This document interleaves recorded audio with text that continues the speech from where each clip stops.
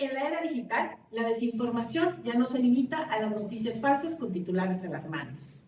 Ahora se disfraza de humor.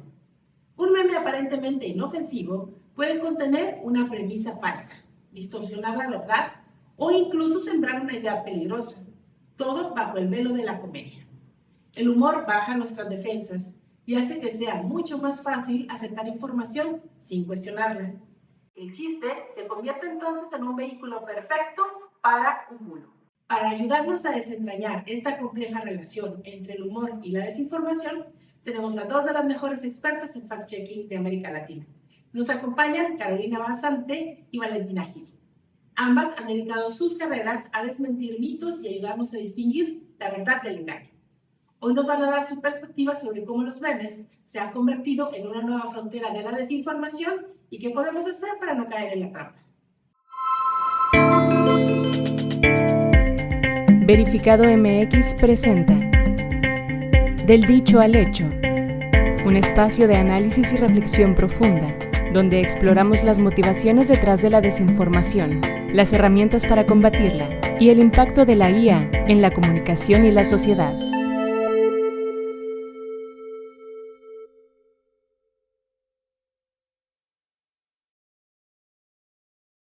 Hola, ¿qué tal? Sean todos y todas bienvenidos a esta nueva edición de Del Dicho al Hecho, el podcast de Verificado, que pretende ser este espacio de análisis y reflexión donde justamente exploramos la psicología detrás de la desinformación, las herramientas para combatirla y el impacto que la inteligencia artificial tiene en la comunicación, en nuestra interacción y en la sociedad en su conjunto. El día de hoy vamos a tratar, como ustedes ya lo vieron, un tema muy interesante. Vamos a sumergirnos en esta relación compleja entre el humor y la desinformación. Y para eso tenemos a dos de las mejores fact-checkers de América Latina. Nos acompañan desde Ecuador, Carolina Basante, y desde Venezuela, Valentina Gil. Ambas han dedicado gran parte de sus carreras a desmentir mitos y ayudarnos justamente a distinguir la verdad del engaño. Y hoy justamente nos van a dar su perspectiva de cómo los memes y el humor se han convertido en esta nueva frontera entre la desinformación y la realidad y justamente qué podemos hacer para no caer en la trampa. Bienvenidas las dos, Valentina, Carolina, un gusto tenerlas por acá en Del Dicho al Hecho. Hola, hola a todos, muchísimas gracias también, qué gusto estar y compartir este espacio con Valentina, Daniela, aquí en Verificado, muy fan de su trabajo. Hola Dani y hola a todos los que nos ven, muchas gracias por la invitación, yo también encantadísimo porque siempre he admirado a Verificado. Vamos abriendo el tema, vamos abriendo directito el tema ahí. Bueno, en su experiencia ya bastante amplia dentro del mundo del fact-checking, ¿cuál es esa tendencia, ese meme, esa broma que se salió de control y que de repente se encontraron a sí mismas ante la pantalla de la computadora preguntándose cómo es posible que tenga yo que verificar esta información? No sé si nos quieres contar, Carolina, cuál ha sido esa experiencia que todavía hoy no puedes creer mucho. Mira, fíjate que hay una cuestión muy particular en Lupa Media. Nosotros no teníamos la categoría de sátira, pero tuvimos que implementarla de forma así emergente en la consulta popular que hubo en Ecuador en 2024, porque de repente los días previos a que se dé la votación del referéndum, empezaron a circular un montón de supuestas preguntas, pero eran preguntas súper absurdas, ¿no? No se me viene a la mente una, pero eran unas cosas así muy, muy random que tuvimos que decir, o sea, vamos a verificar esto porque la gente nos mandaba por pedidos de verificación a la carta por WhatsApp de, oigan, esto es real. Y nos dimos cuenta que no era uno o dos, o sea, nos dimos cuenta que era un montón y que primero la gente efectivamente iba a ir a votar y no había ni siquiera leído las preguntas y por eso caían en estas cosas así súper absurdas y era chistoso porque, claro, también mucha gente nos decía, pero ¿por qué verifican eso si es obvio que es falso? Entonces ahí nosotros explicábamos y tuvimos que explicar a la gente, mira, lo que es obvio para pocos, tal vez no lo es para muchos.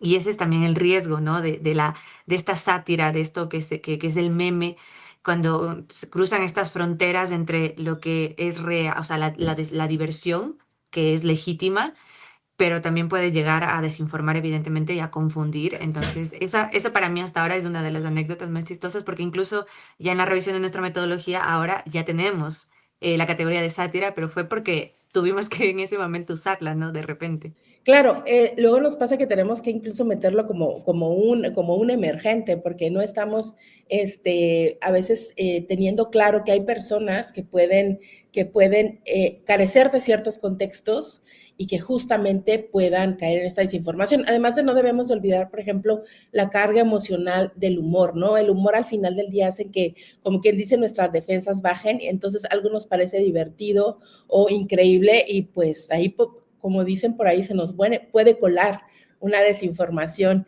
En tu caso, Valentina, ¿cuál ha sido la experiencia de este tipo de situaciones? Tengo dos historias, las dos son bastante particulares, digamos, una es más a lo interno de lo que era el medio y otro sí tuvo más repercusión. Pero a mí me tocó verificar un video que había subido un médico, un ginecólogo, a Instagram, lo subió a sus historias. Y bueno, este médico no separaba su cuenta personal de su cuenta profesional. Entonces, él en las historias cuenta que, bueno, que él tuvo una pareja que se limpiaba las partes íntimas con enjuague bucal. Pero lo contó a manera de anécdota chistosa, o sea, como, sí, esto está pasando, esto pasa. Bueno, la gente, claro, por ser el perfil de un experto de la materia, lo tomó como algo cierto, como que era necesario o es necesario para mantener una buena higiene echarte enjuague bucal en tus partes íntimas. Entonces, claro, a mí me llega esta verificación y yo digo, ya, pero es que me están echando broma, yo de verdad tengo que verificar esto.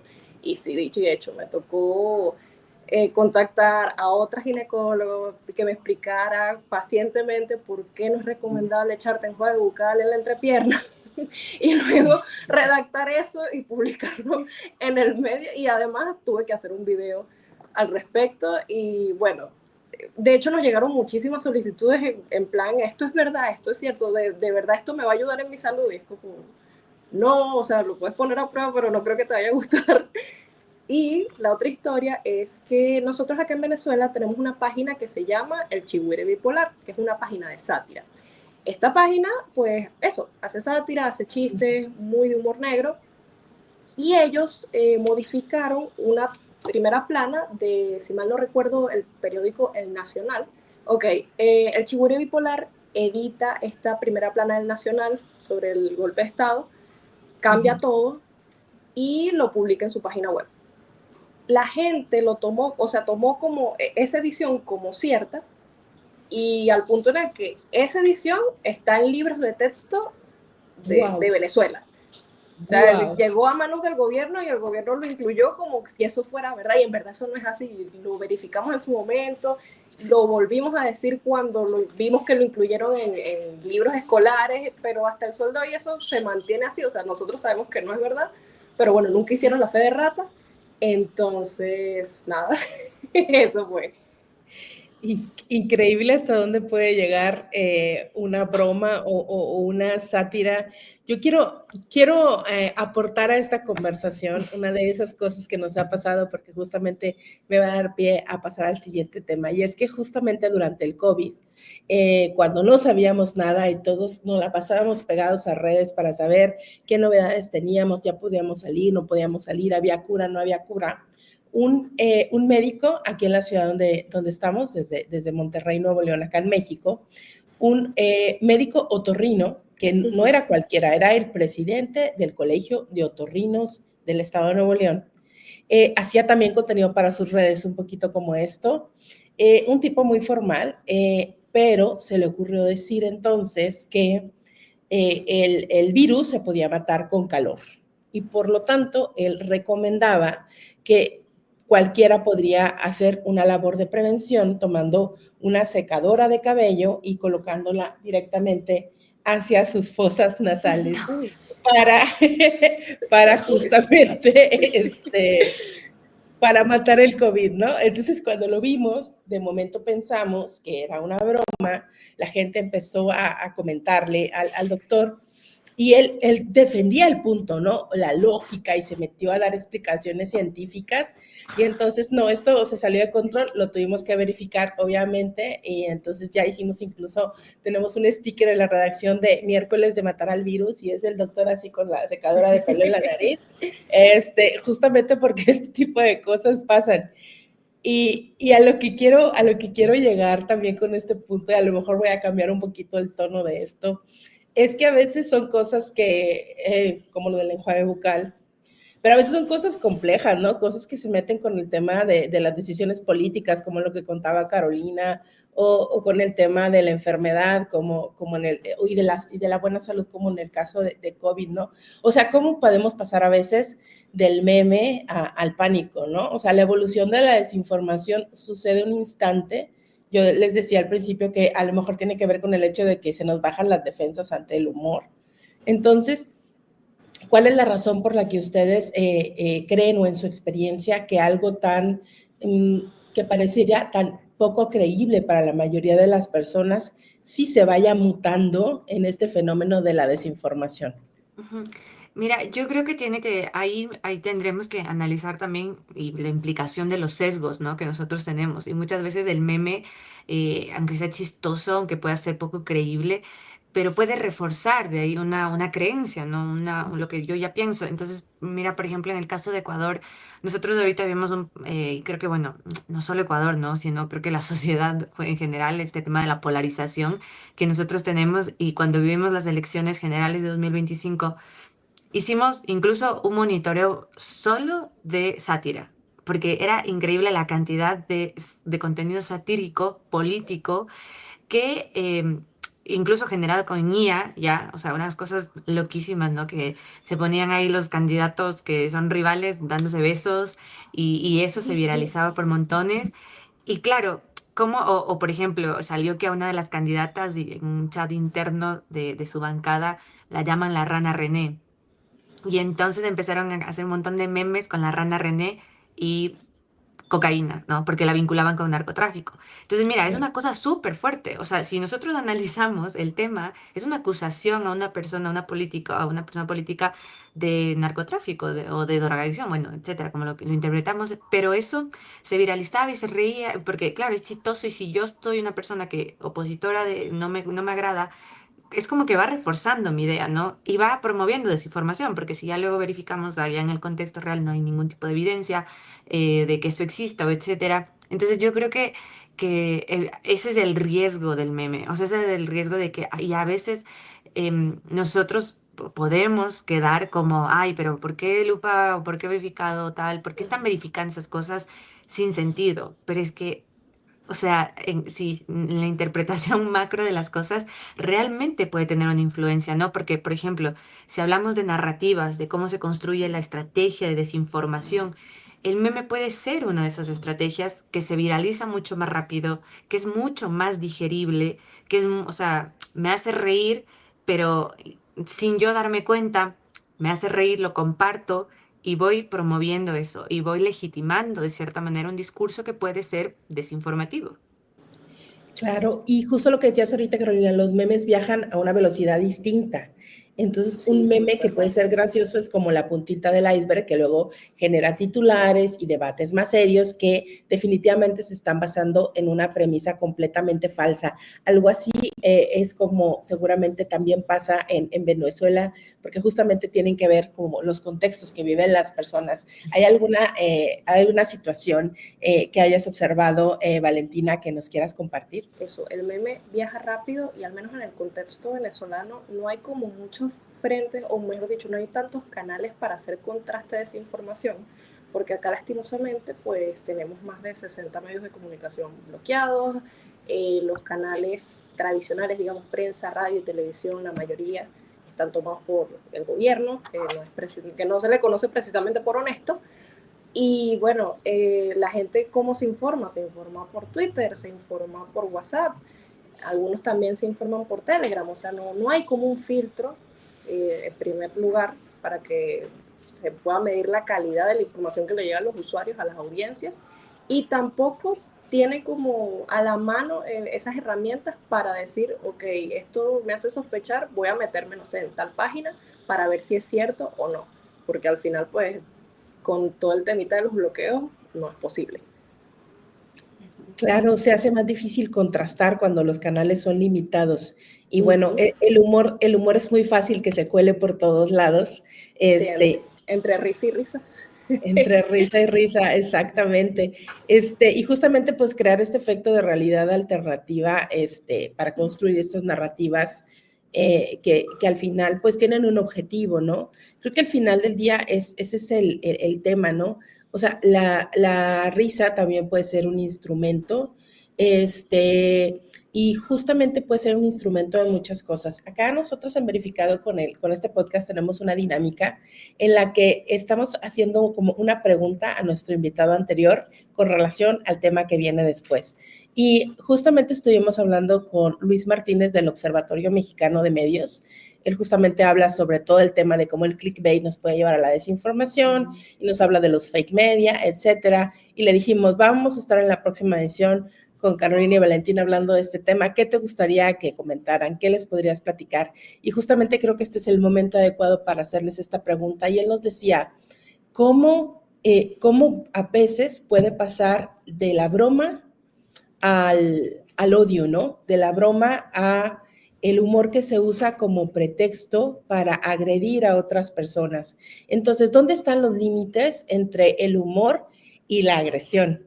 En el caso de ustedes, bueno, ¿qué es lo que ustedes piensan? ¿Cómo ustedes observan esta dinámica y este fenómeno que también puede suceder, digamos, la desinformación, pero también que se puede utilizar como un medio de ataque? Uy, qué pregunta tan interesante. Yo creo que, mira, valdría la pena también aclarar algo, porque cuando hablamos de memes, muchas veces se puede, o sea, memes desinformativos específicamente, o sátira desinformativa, se puede confundir con la sátira política, que es legítima, ¿no? Y que es como también un género, incluso hasta periodístico, hay dibujantes, artistas muy interesantes que hacen muestran, plasman su opinión a través de la sátira política, que es una crítica, que es un cuestionamiento al poder y está súper bien hecho, ¿no? Que evidencian cosas súper reales. Pero en cambio, cuando hablamos de desinformación, y creo que aquí está el límite, ¿no? El hecho de que, por ejemplo, si hablamos de algo de la sátira legítima, hay una persona que se hace responsable, hay un mensaje, ¿no? Un mensaje que busca una verdad factual, que quiere plasmar una idea.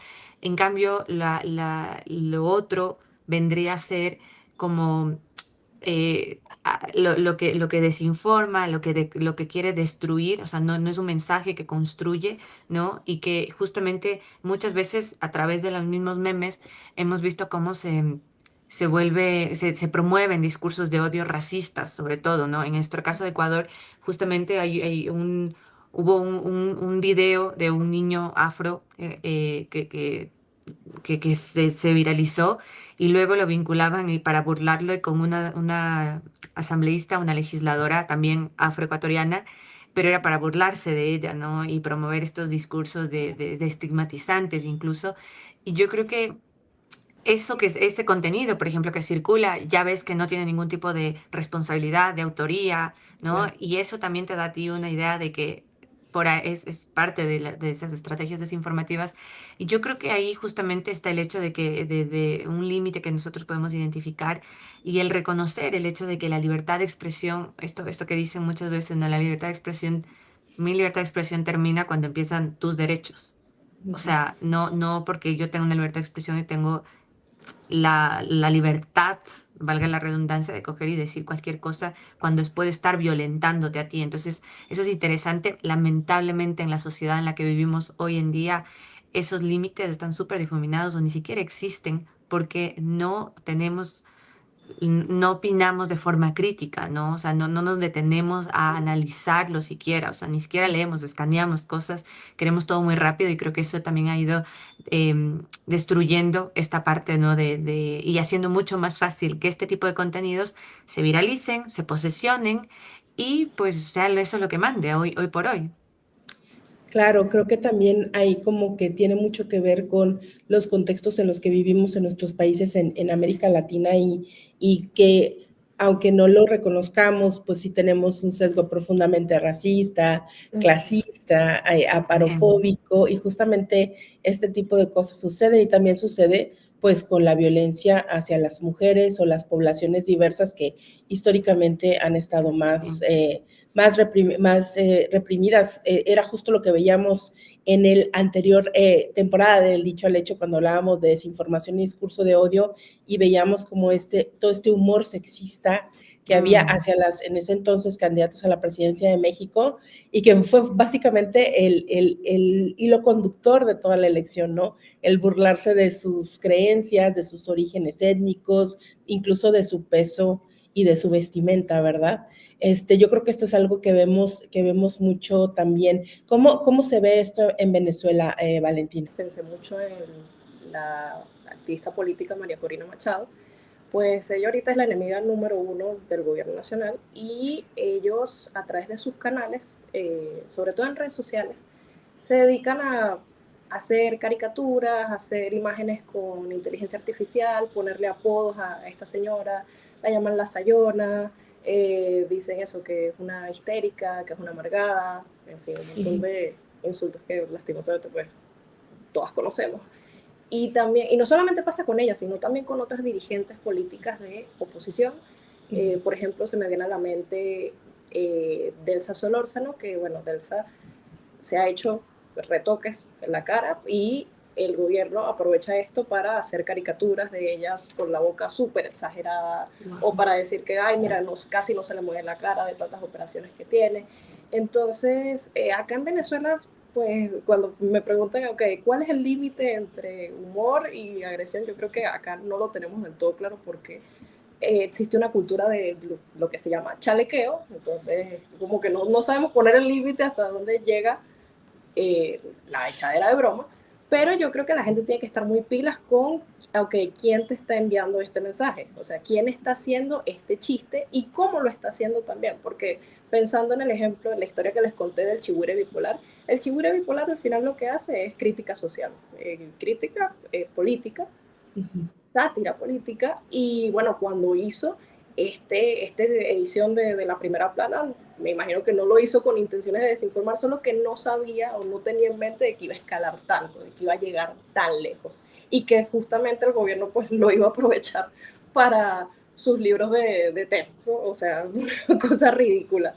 Pero sí, yo creo que el límite está en, ok, quién manda esto, quién es el actor y quién es el autor de esto y también qué tipo de lenguaje usa, qué narrativa me está queriendo imponer. Creo que esas son cositas a las que hay que prestarles atención, pero bueno, pasan por alto precisamente porque uno se está riendo, uno dice, jaja, esto resuena conmigo, voy a reenviarlo. Justamente ahí es la parte en la que me gustaría pasar, ¿no? Porque al final del día, bueno, la sátira, el humor, los memes, digo, son parte de nuestro consumo mediático y también son parte de nuestra vida y no se trata de demonizarlas y decir que son negativos o que todos los memes se van a convertir en desinformación. También es un momento agradable, son cosas que a veces nos resuenan a personas de una región, de un país o de una profesión en específico. Entonces, en esta parte a mí me gustaría preguntarles a ustedes, bueno, ¿cómo poner el límite, no? Nosotros como consumidores de memes, ¿no? ¿Cómo consumirlos y saber que a veces se nos puede colar una desinformación? ¿Cómo consumirlos sin que se nos cuele un discurso sexista, de odio o algo que atente contra la dignidad de algún grupo o persona en específico? Porque pues la idea es que podamos ahora sí que navegar en las redes sociales y navegar en el internet de la manera que nos prometieron, ¿no? Como una puerta al mundo, como una puerta a conocer cosas diferentes, personas diferentes, y educarnos, compartir y también divertirnos, ¿no? ¿Cómo le hacemos? ¿Qué consejos nos darían ustedes para consumir memes, pero que no nos hagan daño de alguna manera? Mira, yo estoy súper de acuerdo con lo que tú dices, Dani, porque no podemos satanizar ni demonizar al humor. O sea, el humor es parte y es necesario y está súper bien. El tema es que creo que aquí el antídoto es la educación. o sea, incluso no solo para el tema del meme, sino el tema de educación mediática, alfabetización digital múltiple, lo que necesitamos nosotros para contrarrestar la desinformación tiene que ser la educación. Y en estos casos también, o sea, creo que es fundamental, sobre todo porque estamos hablando ya de que el meme no es solamente ya algo de entretenimiento, sino que se vuelve como una forma de comunicación masiva, ¿no? Entonces, ahí ya adquiere una responsabilidad, ahí ya quiere también una implicación importante de la influencia que puede estar teniendo. Y es por eso que tenemos que educarnos para poder consumir información de forma crítica. O sea, esa es, para mí personalmente siento que es la clave, más allá de que desde la verificación nosotros podamos poner, ah, mira, no, esto es sátira, te explicamos el contexto, tal, lo que sea, pero da igual, porque quizás no tengo yo, o sea, no, el común denominador de la sociedad no está pendiente de eso, está viendo, de repente le llegó, jajaja, me río, es jocoso y tal, pero cuando empezamos nosotros a consumir información de forma crítica, entonces también puede estar atento y alerta de este tipo de situaciones y también identificar cuando como lo que decía Vale, ¿no? ¿Quién me está mandando esto? ¿Qué mensaje está diciendo? Por más que suene chistoso o que nosotros veíamos un contenido que no llegó a viralizarse como tal, pero nos llamó muchísimo la atención y fue la sexualización del actual presidente Daniel Noboa, que cuando era candidato, ¿no? En estas elecciones le hacían em, unos memes, literal, que es sobre él desnudo y, o sea, sin miembro, ¿no? Porque decían que él no tenía pipí, que era como que... Entonces, era como cosas así que tú dices, es chistoso, pero bueno, eso también forma parte de una agresión. O sea, mira, es algo que es raro para nosotros porque estamos acostumbrados a ese tipo de contenido solo para, sobre todo en mujeres, ¿no? Como violencia de género. Pero lo veíamos acá y éramos como, o sea, ¿hasta qué punto puede ser eso? ¿Hasta qué punto puede crear una idea?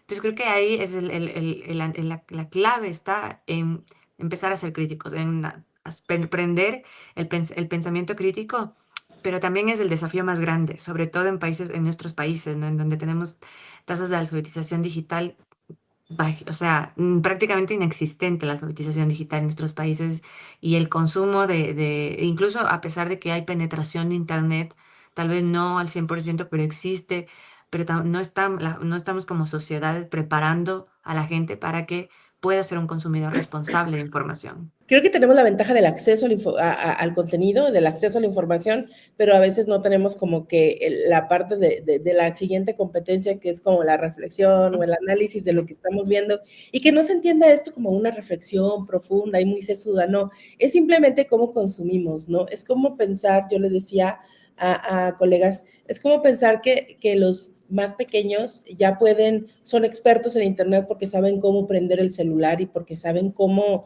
ver una película, ¿no? O sea, los aparatos son digitales y si algo somos los humanos cuando somos muy pequeños, es ser humanos sumamente digitales. Entonces, que tengamos el acceso no quiere decir que podamos entender, ¿no? Creo que todo tiene que ver con esa parte, ¿no? ¿Qué consejos nos brindarías en tu caso, Vale, pues digamos que divertirnos, ahora sí que sin hacer daño a nadie y sin desinformar?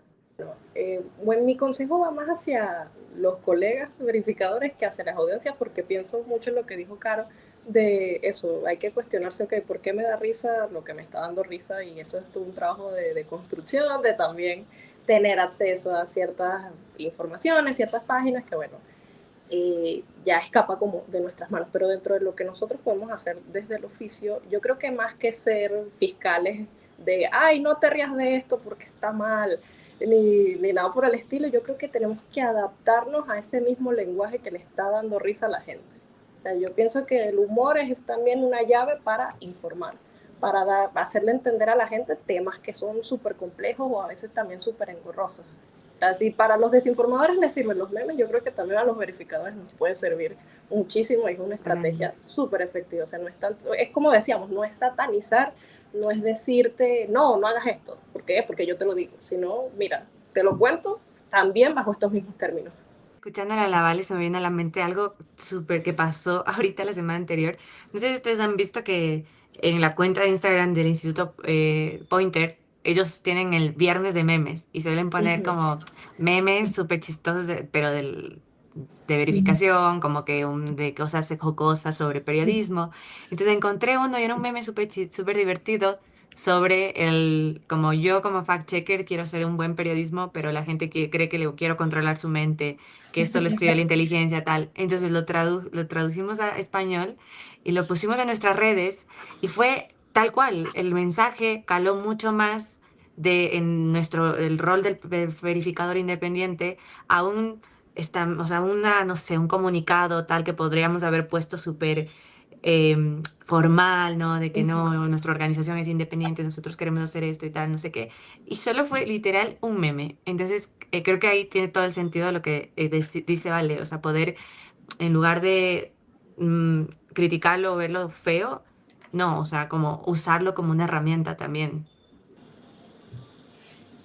Definitivamente, creo que ahí podemos también aprovecharlo y llegar a las audiencias de la manera en la que queremos. Creo que a veces las personas piensan que los fact-checkers, bueno, queremos controlar la mente, pero que también somos como esta persona que es súper rigurosa de la ortografía, que anda corrigiendo a todo el mundo, ¿no? Que sí somos. que sí, pero no tenemos buenas intenciones. No vamos a mentir si somos. Sí. Claro, no vamos a empezar por autofact-chequearnos, ¿verdad? Sí somos, pero tenemos buenas intenciones. Sí, sí, Yo les quiero agradecer muchísimo este tiempo que nos han dedicado para hablar con la audiencia de Verificado. Y antes de despedirme del todo, me gustaría que, así como les traje a la mesa una pregunta hecha por el anterior invitado, quisiera que ustedes también, si tienen alguna curiosidad o alguna duda, o quisieran que algunas personas que están, digamos, versadas en el tema hablaran. La próxima edición vamos a tener por aquí a dos personas especialistas en la docencia y en la inteligencia artificial. Entonces, justamente nos van a hablar un poquito de este tema, de dónde están los límites, qué parte de la inteligencia artificial puede ser útil en la docencia, qué parte se debe usar para fortalecer el pensamiento crítico, y cuáles son las ventajas y las desventajas de la IA en el ámbito docente. Entonces, bueno, estarán aquí Mariana Alvarado y el maestro Bruno Hernández y justamente van a hablar sobre ese tema. ¿Hay alguna pregunta o algún tema del que a ustedes les gustaría que estas dos personas tocaran durante la próxima edición? Con inteligencia artificial y docencia. Qué reto. O sea, siento que a mí me gustaría que pudieran explicar cómo están educando ahora, actualmente con la inteligencia artificial, ¿no? O sea, porque si ya saben, a veces te dicen no ocupes la ChatGPT para hacer un ensayo, pero ¿cómo les dices que no ocupen si está ahí, ¿no? O sea, ¿cómo estarían haciendo? Es mi curiosidad. ¿Cómo lo abordan, no? ¿Cuál sería el reto, no? Digo, yo también soy maestra y justamente me veo ante esas contradicciones. Pero tal vez muy interesante también saber desde fuera qué se preguntan, ¿no? ¿Qué se preguntan con respecto a este tema? ¿Tú, Vale, tienes alguna pregunta? La pregunta que se me venía a la mente era, ¿me voy a quedar sin trabajo por culpa de ChatGPT? Pero no les vayas a preguntar eso. Realmente me gustaría saber, o sea, realmente cuáles son las mejores opciones de herramientas en inteligencia artificial, porque siento que ahorita hay como muchísima oferta. Que ahorita te dicen, sí, está ChatGPT, está Notebook, está Notion, está esto, está lo otro, y me abruma. En cierto punto, de verdad me siento abrumada como, ok, puedes automatizar toda tu vida, básicamente. Pero, básicamente. ¿Qué filtro aplicamos? ¿Cuál es el control de calidad aquí? Creo que va a ser una conversación también muy interesante y bueno, pues yo les agradezco a las dos el tiempo que se tomaron para esta conversación y a todas las personas que nos ven y nos escuchan a través de nuestras redes sociales, recordarles que nos encontramos en todas las redes sociales como @verificado.mx, nos encuentran en Instagram, nos encuentran en TikTok, también estamos en Facebook, todavía seguimos en X, ahí también nos van a encontrar. Este episodio lo pueden ver en YouTube o también lo pueden escuchar por Spotify. Y por último, también me gustaría que ustedes mismas nos compartieran sus redes sociales, sus proyectos. Carolina, ¿dónde encontramos el trabajo de Lupa Media? ¿Qué nos puedes recomendar del trabajo que realizan? Me gustaría que nos compartieras eso y también tú, Valentina. Bueno, súper bienvenidos. Ahorita hablando aparte de sátira, les quiero invitar a que puedan seguir nosotros a propósito de una situación que está pasando en Ecuador sobre la Corte Constitucional. Decidimos explicarlo y creamos el Master Fake, la receta, cómo se cocina la desinformación, también con un poquito de humor, explicando esto. Así que les invito a que puedan verlo en nuestras redes sociales. Estamos como @lupamedias en todas las plataformas y también en lupa.com.es, S de Ecuador. Y nada, súper bien. Muchísimas gracias también por este espacio y qué lindo poder conversar con ustedes. Y por acá, Valentina, ¿qué nos puedes recomendar? ¿Dónde te seguimos? ¿Cómo podemos apoyar el trabajo de nuestros colegas en Venezuela? Bueno, lastimosamente el medio de verificación para el que yo trabajaba ya no está operativo, pero como decía, el trabajo sigue ahí. Los documentos, las investigaciones, los reportajes siguen ahí en www.espaja.com. También los invito a seguir, o bueno, a revisar, a chismosear el canal de TikTok de Espaja, @espajabe. Ahí yo implementé lo de combinar verificación con humor hasta el año pasado. Fue un trabajo muy exhaustivo, muy enriquecedor también. Y nada, síganlo y cuéntenme qué tal ven los videos. Pues finalmente agradecerles el tiempo que se dan para escucharnos y nos vemos aquí pronto para la siguiente edición. Y recuerden que del dicho al hecho hay mucho por verificar. Hasta la próxima. Este podcast fue realizado con el apoyo de la Unión Europea a través del programa Promover la Información Confiable y luchar contra la desinformación en América Latina.